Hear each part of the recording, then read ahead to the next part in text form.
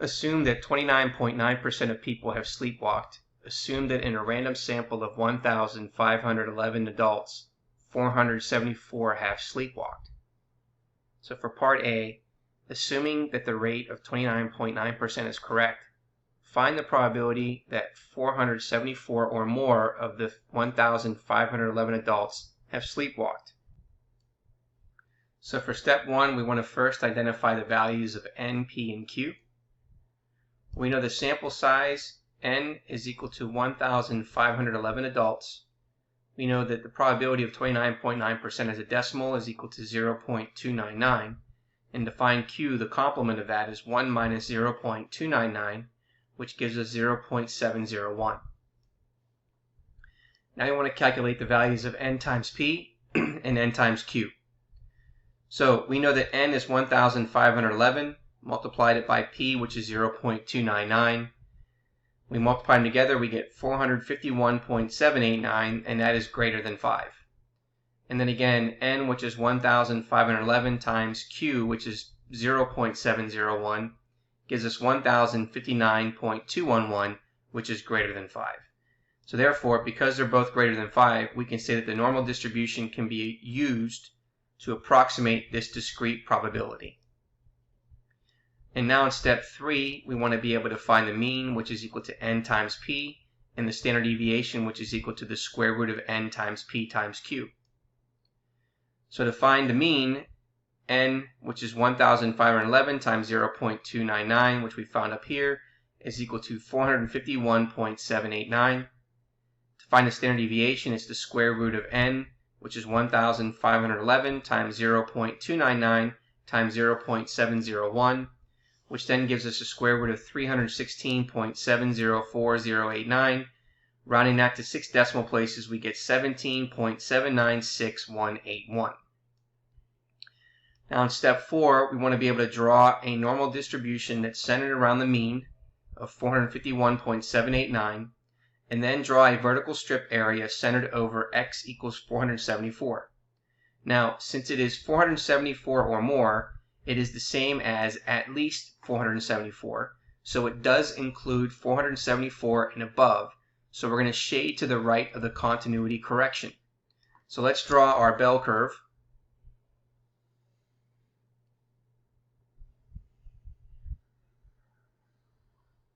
And then labeling our mean to be 451.789. And we want 474 or more, so that means 474 is going to be to the right of this value, so there's 474. Okay, now again, since it is at least, that means it's going to include that value and above, and that means we're going to shade to the right of the continuity correction. So let's go ahead and find that value of the continuity correction. So continuity correction represents a discrete whole number, x, where x minus 0.5 to x plus 0.5. So we know that taking 474 minus 0.5 gives us 473.5. So therefore, we're now going to again draw the value of 473.75 to the left of that value. So 473.5. And so now we want to be able to shade the area that we're looking for so it includes 474, and therefore now it is including 474.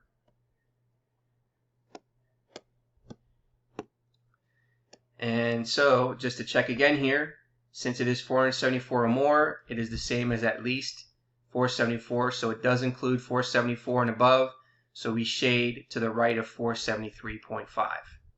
Now the next step is to find the z-score of 473.5. So drawing the z-scale, we know the mean is going to be 0, and then we want to find the z-score for 473.75. So in order to find the z-score that corresponds to 473.5 and rounding it to 2 decimal places, we call that the mean is 451.789 and the standard deviation is 17.796181. So we're going to plug those values into the formula for the z-score. We take 473.5, subtract 451.789, which is the mean, and divide it by the standard deviation of 17.796181, which gives us 1.219980. Rounding that to 2 decimal places gives us a z-score of 1.22. So therefore, there is our z-score of 1.22. So now what we want to do is we want to be able to find the area to the right of that z-score. So we're going to go ahead and use StatCrunch. So using StatCrunch, we're going to select Stat, go to Calculators, and then select Normal. And again, we want it to the right, so we want to make sure our mean is 0, our standard deviation is 1. Change the inequality to be greater than or equal to, so it's shading to the right. And then we're going to put in our z-score of 1.22 and then select Compute.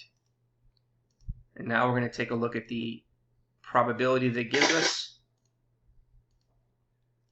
So if we round that to 4 decimal places, we get 0.1112.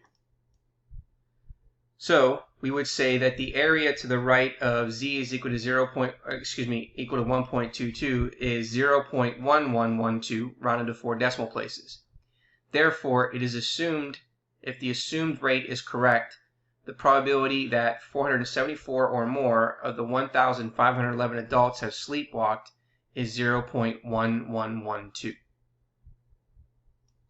Now in part B, it says, is that result of 474 or more significantly high? To determine whether the result is significantly high, note that X successes among N trials is a significantly high number of successes if the probability of X or more successes is unlikely, with a probability of 0.05 or less. And that is, X is a significantly high number of successes if the probability of X or more is less than or equal to 0.05. Well, note that the probability found in part A corresponds to the probability of X or more successes, where X is equal to 474, and thus to determine if the result of 474 or more is significantly high, compare the probability found in part A, 0.1112, to a probability of 0.05. We see that 0.1112 is greater than 0.05.